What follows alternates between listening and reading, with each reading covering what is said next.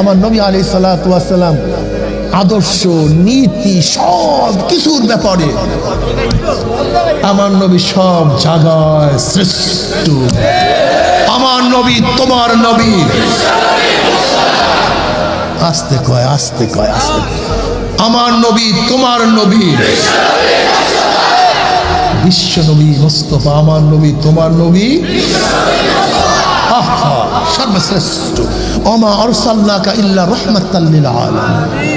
আমার নবীকে আল্লাহ পাক গোটা আলমের জন্য রহমত স্বরূপ, শুধু মানুষের জন্য নয়, গোটা মাখলুকাতের জন্য, গোটা মাখলুকাতের জন্য আমার নবী রহমত স্বরূপ।